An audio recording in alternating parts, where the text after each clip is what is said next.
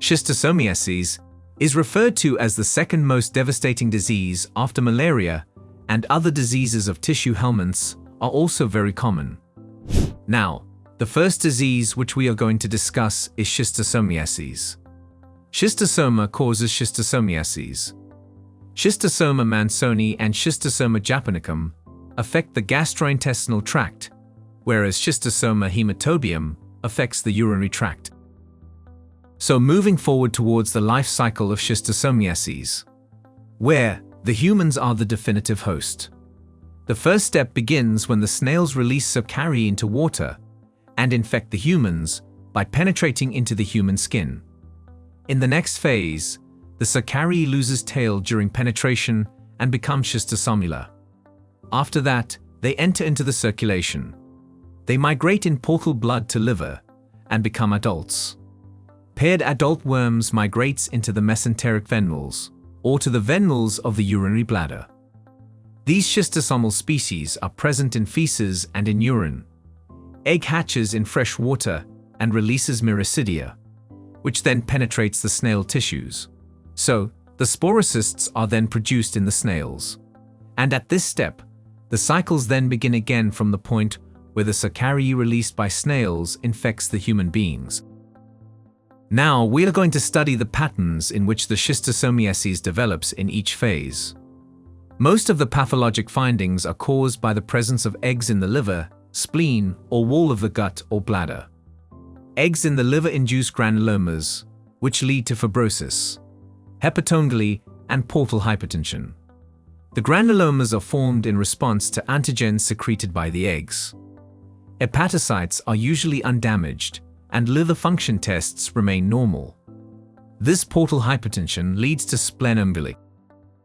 Schistosoma mansoni eggs damage the wall of the distal colon, or inferior mesenteric venules, whereas Schistosoma japonicum eggs damage the walls of both the small and large intestines, superior and inferior mesenteric venules.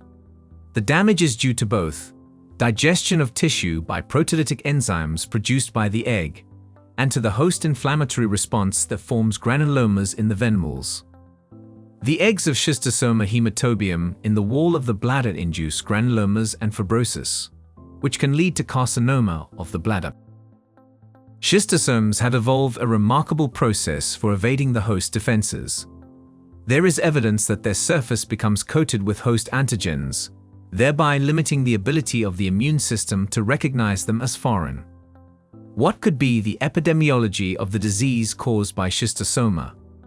The epidemiology of schistosomiasis depends on the presence of the specific freshwater snails that serve as intermediate hosts. Schistosoma japonicum is found only in Asia and is the only one for which domestic animals example given. Water buffalo and pigs act as important reservoirs. More than 150 million people in the tropical areas. The typical clinical findings caused by infection due to schistosomiasis are the following. Most patients are asymptomatic, but chronic infections may become symptomatic. The acute stage, which begins shortly after sqadia penetration, consists of itching and dermatitis followed 2 to 3 weeks later by fever, chills, diarrhea, lymphadenopathy, and hepatosplenomegaly. Eosinophilia is seen in response to the migrating larvae. This stage usually resolves spontaneously. The chronic stage can cause significant morbidity and mortality. In patients with Schistosoma mansoni or Schistosoma japonicum infection, gastrointestinal hemorrhage, hepatomegaly, and massive splenomegaly can develop. The most common cause of death is exsanguination from ruptured esophageal varices. Patients infected with Schistosoma hematobium have hematuria as their chief early complaint. Superimposed bacterial urinary tract infections occur frequently. Swimmer's itch, which consists of pruritic papules, is a frequent problem. The papules are an immunologic reaction to the presence in the skin of the sqadia of non-human schistosomes. The pruritic papules appear within minutes to hours after exposure, indicating that this is an immediate immunoglobulin IgE-mediated hypersensitivity. These non-human schistosomes are incapable of replicating in humans and do not cause disseminated disease.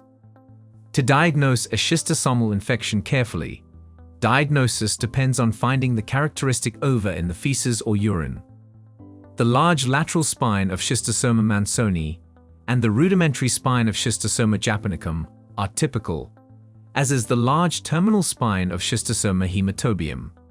Serologic tests are not useful. Mo-H-Deret eosinophilia occurs. Praziquantel is the treatment of choice for all three species. Prevention involves proper disposal of human waste and eradication of the snail host when possible. Swimming in areas of endemic infection should be avoided. And here, you are done with Schistosomiasis.